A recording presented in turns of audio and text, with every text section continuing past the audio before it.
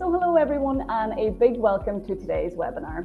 So this is the second webinar in our Toolkit webinar series, and today we're looking at Food Safety 101, Essential Laws and Guidelines for Food Sharing Projects.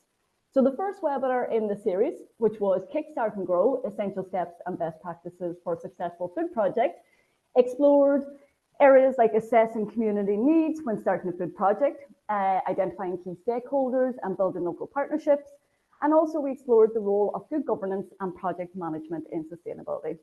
And the first webinar is available to watch on our YouTube channel.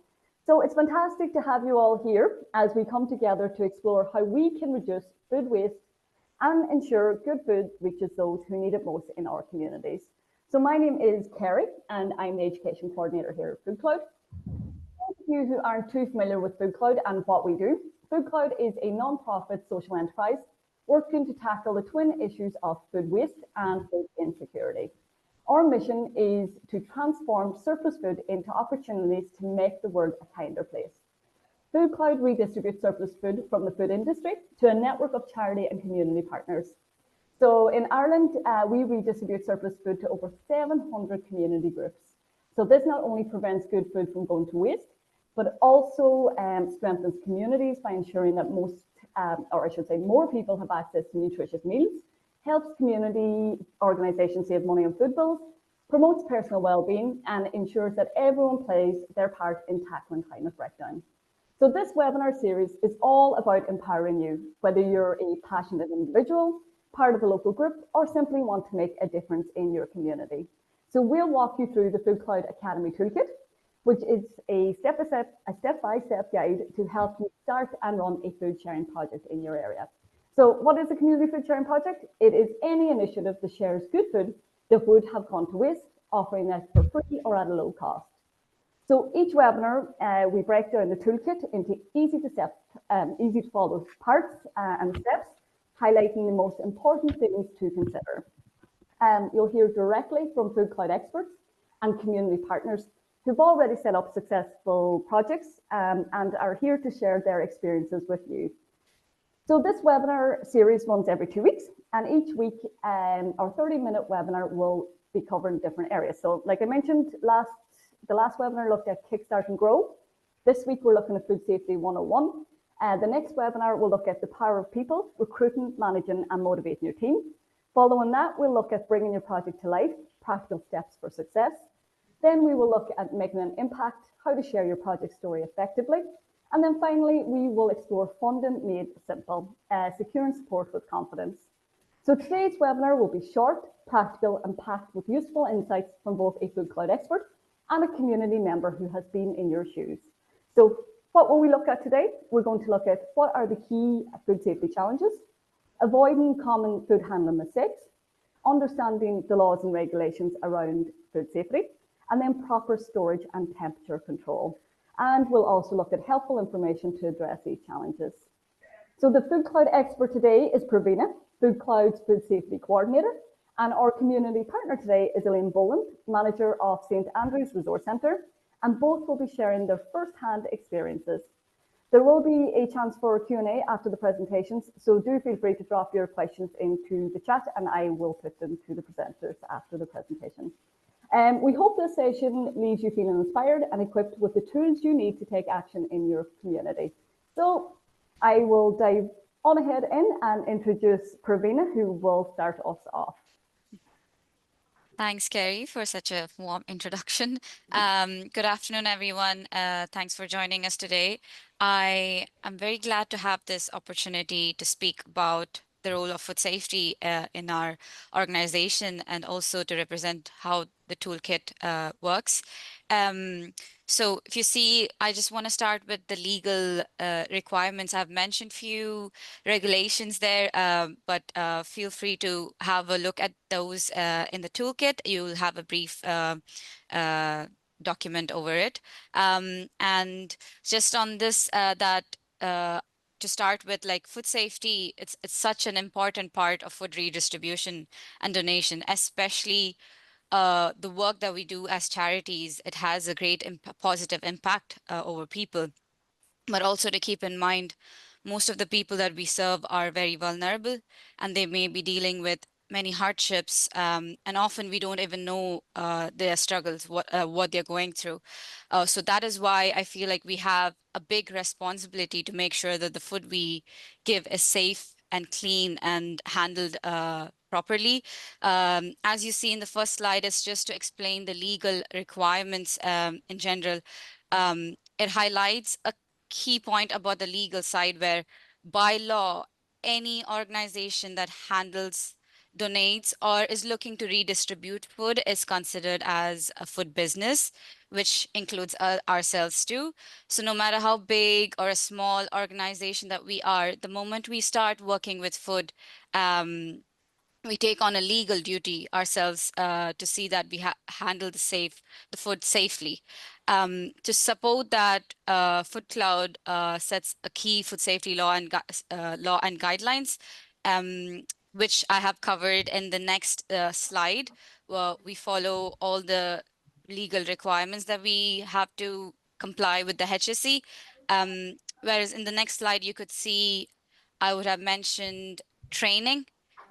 So training is something, food safety training is something that's a legal requirement, but also at the same time, it has come in two different levels. So if you're cooking or preparing food on site, and then you would need a level 2 food safety training. But if you were to be redistributing food or just giving as food parcels, then a level 1 food safety training would be more than sufficient. Usually at least one person who's in charge of the project would have to have the food safety training done. Um, and then the second part would be the EHO registration.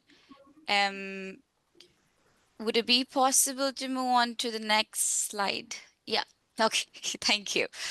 So on the EHO registration, that's with our HSE, where I usually suggest all the charities to give a call to their local EHO and make sure they are informed that you are receiving donated food and that you will be, using them for redistribution or cooking purposes based on your organization's model. So whether if you're cooking on site, it's a mandatory requirement to have an EHO registration. And with food parcels, usually first suggestion would be to contact your HSE, your EHO, and make sure the registration is required or not. And when I say HACCP team, it's more as a food safety term where hazard analysis and critical control point. But to put it in shorter, like an easier way to understand, it's just a team that is going to be responsible for collecting, handling, and storing the food. So it could be just one person who would be leading the project and, just another person along with them, helping them, just make this go smoothly. Um, and if at all there were to be an incident or if there's anything at all to help with the service users, you have a team within yourselves who know the procedure of how it works. And then storage and temperature control. This is something that I focus literally, I think every time I talk to a charity, this is probably one thing that I keep going through. Food has to be stored safely and to make sure that it's always off the floors and it's stored somewhere where it's not with any non-food products, and to keep the environment very clean, and proper hygiene has been maintained.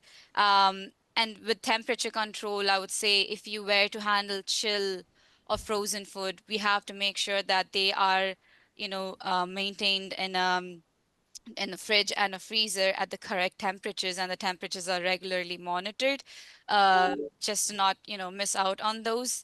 And where it could lead, if it's not, then it could lead to, bacterial growth, or it could just affect the person consuming the food.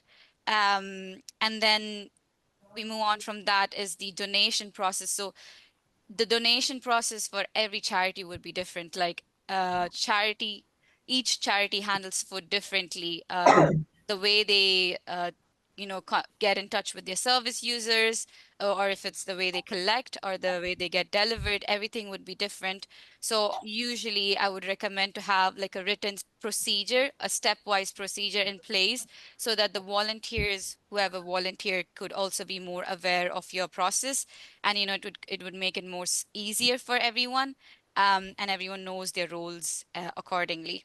And then the documentation and the records is when, as I mentioned, like the fridge or the freezer temperatures have to be monitored. So I would say probably checking twice a day, once in the morning, afternoon, or once in the evening, just to make sure that everything's in place and there's nothing wrong, or there's no temperature abuse there.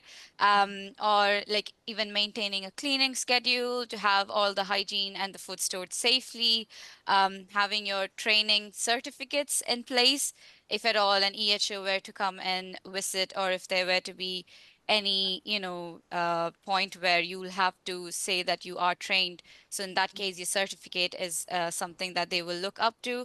And also the other main thing is delivery dockets, or as you can say, your receipt, where all the product details are mentioned. If there were to be a product recall, or if there's an incident, or you have to get rid of a food, in that case, going through that docket will help you a lot, and it has all the product information in that. So having all these documents together in place would really help you in case of any crisis management. And the last but not the least would be the transportation. When the food is moved from one place to another, we have to always make sure it's safe.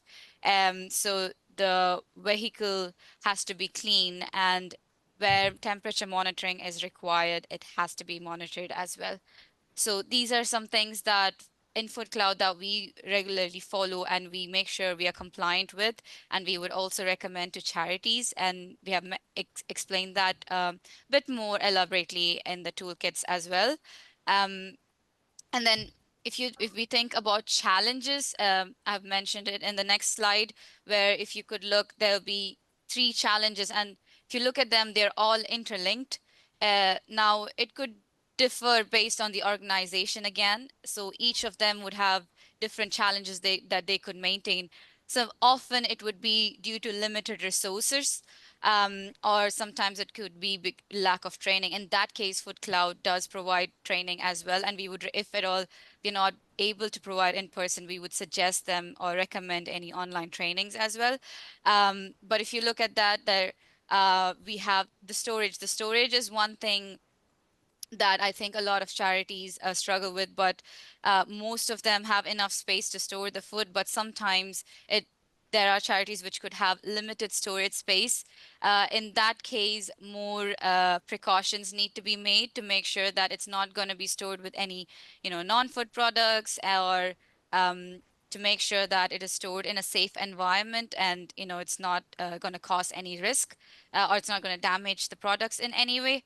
And then the temperature control is when I'm talking about your chill or your frozen food. I would say to keep them, all the charities would require to have at is a minimum requirement of a freezer in place. So a fridge freezer is something that you need to keep your chill and frozen food. Um, I would say without proper temperature control, it could lead to bacterial growth, and sometimes it obviously we would notice it and then we could discard them, but if it goes unnoticed, then it becomes unsafe, and when consumed it could lead to a lot of risks to the health of the person who's going to consume the food. So that's one thing that we constantly keep reminding everyone to keep monitoring the temperature. And then the last one, as I mentioned, is the safe movement of the food, your transportation. The risk here is that we will be using our personal vehicles most of the time for collecting, or vans in most cases. So in that case, we have to always constantly keep in mind that the vehicle has to be clean, or if where the food is stored, not there's nothing that's non-food product that's being stored along with the food, and it's being handled properly, where it doesn't lead to any contamination or any risks. So I think these three are something that it's all interlinked, but we keep working on that in some way, and I feel the toolkit will really help the charities or any organization that's looking to set up the food donation process can find it more easier when they go through the toolkit. But that's it from me. And then if you see on the next slide, I have attached few links. They are very useful ones. These are all from the Food Safety Authority of Ireland, and few posters there as well, where you could use it in your organization. If you have any frequently, some questions that keep popping up, or how to, move the food from one place to another, or how do charities, what do we do when we receive the food? These are a little bit here and there, like a small information where you can find more clarity on. And then obviously the biggest thing is your best before date and your use by date differences, which I think this link will really help you understand that as well. With that, I think I just want to close with a statement where I say in the end, like, food safety, it is a legal requirement, but it's not just a legal requirement, but also the reflection of our values. Like when we share food, we have to keep in mind that we share it with vulnerable people, and it becomes a responsibility knowing that they rely on us, not just for the food but also for the safety. So that's where I think our responsibility is to make sure that the food is safe, clean, and that we handle it safely to the highest standards. And it's a way of protecting those who need us the most. So yeah, I think that's it from me. Excellent, Pravina. Thank you so much. That was really insightful. Just a reminder, any questions or comments, please do pop them in the chat and I'll put it to Pravina after the next presentation. And with that, Elaine, we will move on to... Hi, everybody. My name is Elaine Boland and I am the manager of the Senior Care Service here in St Andrews. So who are we? We're St Andrews Resource Centre. We're based in the centre of the city in Pearse Street in Dublin 2, and we provide a range of services to the communities of Pearse Street, City Quay, Westland Row and surrounding areas. Our services are varied and they include family support, childcare, a learning hub, community employment, a youth service, Gloucester Street Gym, adult education, a local magazine, and we provide also assistance and support to our community in a large number of ways. I manage the Senior Care Department here in St Andrews, and the Senior Care Department provides services to over 220 clients. The services range such as home support, from basic home support where somebody might get a service twice weekly, to more specialised care up to 3 times a day. This service depends on the vulnerability of the client, and it focuses on ensuring people can continue to live in their home for as long as possible. These people may have mental, physical issues, and our aim is to keep them surrounded by the people that they have grown up with and lived with for a long time, rather than moving to facilities where everything is scary and it's just not a nice way to have to end your days. So how do we do this? We have a day centre where seniors can attend for social activities designed to alleviate loneliness. The impacts of loneliness on the elderly is huge, as everybody knows, and we try to it affects the capacity to cope with everyday issues. We encourage physical activity, providing movement classes, arranging day trips and social events. We have a party at the drop of a hat. We celebrate everything. But we also provide nutritional support. So how do we do that? This is where our collaboration with FoodCloud has come in. We provide nutritional support through serving lunch every day in our day centre, 5 days a week. And we also have a meal delivery service.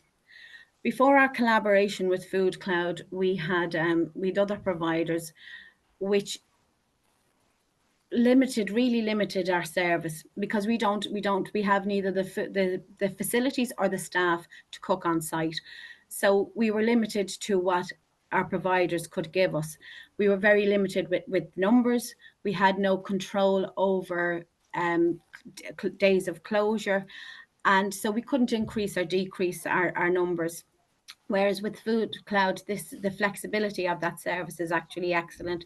It also helps us with it minimises our food waste, because FoodCloud are so flexible, and with a vulnerable client base, numbers can tend to go up and down quite frequently. Our in-house meals arrive packed in larger packs, and our delivery meals come in one person serving. One of the things that we had to think about in our collaboration with FoodCloud is, did we have the storage? And as you mentioned, Pravina, it was a big thing for us, because we could have 35 meals and desserts, and we need to have the refrigeration space to store that. And it doesn't sound like a huge amount, but if you, on bank holidays or a double delivery day or at Christmas, we might be receiving 3 meals and 3 desserts per person. So if you multiply that by 35, that's quite a lot of refrigeration space. So we did need to, and it was only as we got into the service that we realised we would need that space. So we very quickly bought another fridge. We also had to have an oven, to have an oven on site to heat the meals for the in-house meals, and then a hot cabinet to keep those meals hot. Very simple things like having food thermometers to ensure that the appropriate temperatures were reached before the meals were served. And then for our meal delivery service, we have to have the proper storage boxes to go into the van.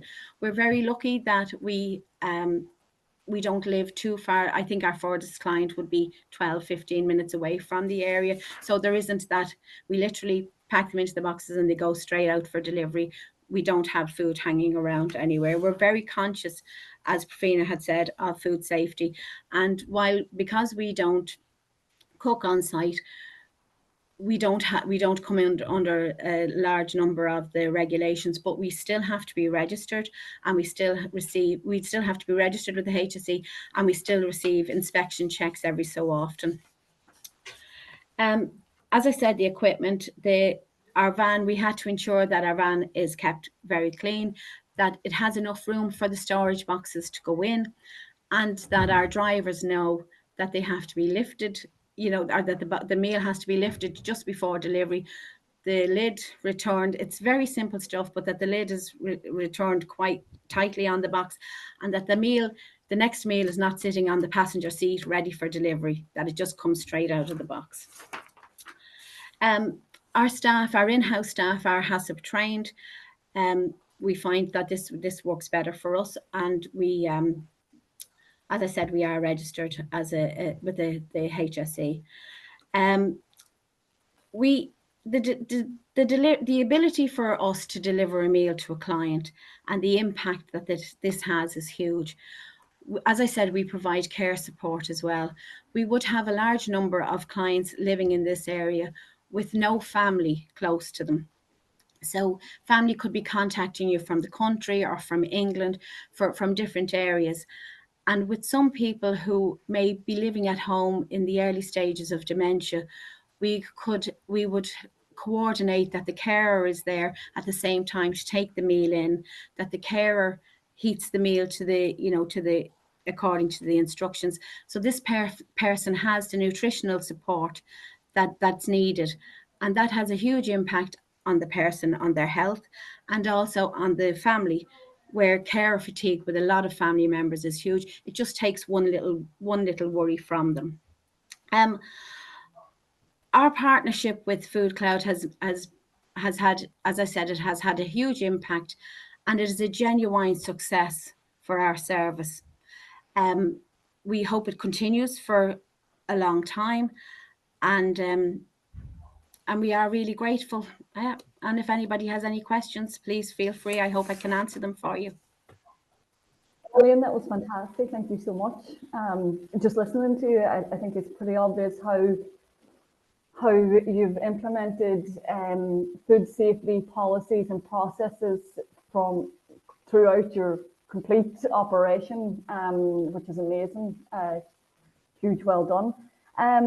Just while I wait for some questions to come in, I suppose what we're always conscious of is people starting out, the idea of food safety or policies or legislation sometimes is quite overwhelming.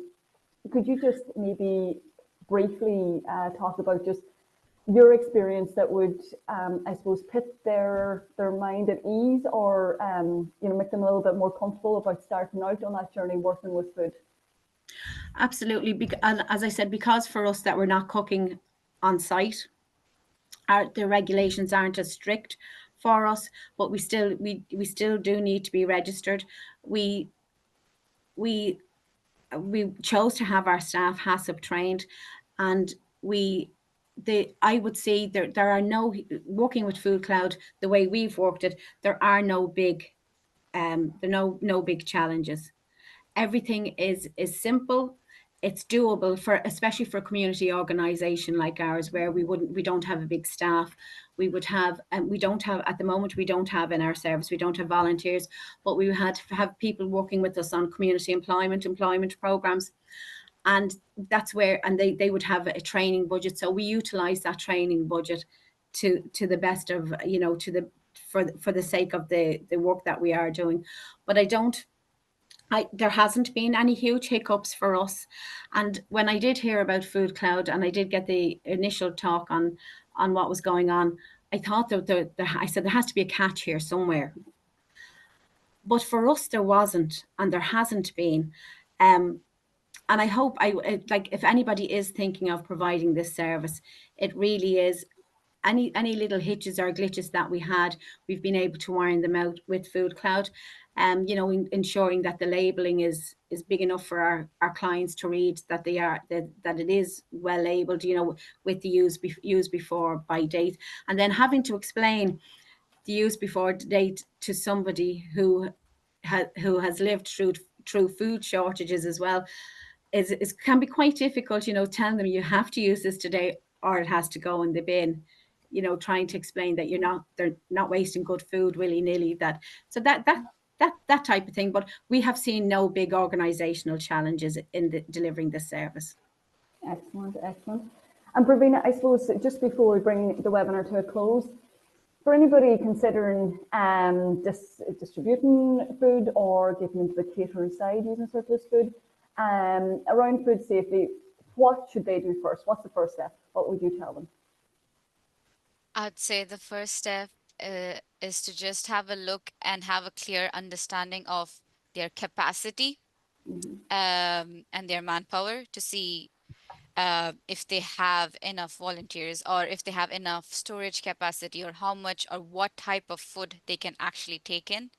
I would say always to take food that you can only accommodate of, and then think about how that would work.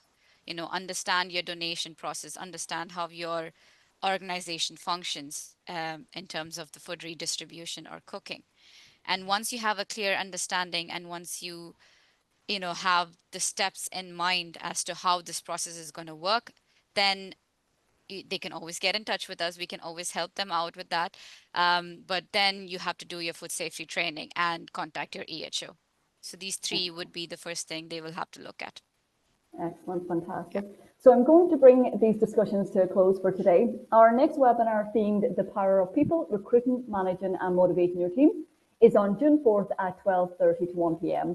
And we invite you to join us again, and you can use the same link as today. So once again, I'd like to thank our fantastic presenters and to you all for joining. This was really insightful, and I hope that each and every one of you has been inspired from the presentations today. To watch the webinar again, check out our FoodCloud YouTube channel, and please do share on your socials. And for more information on setting up a food sharing project, you can check out our toolkit, food.cloud/academy/toolkits. Have a great afternoon, everyone, and thank you once again for joining. Bye-bye.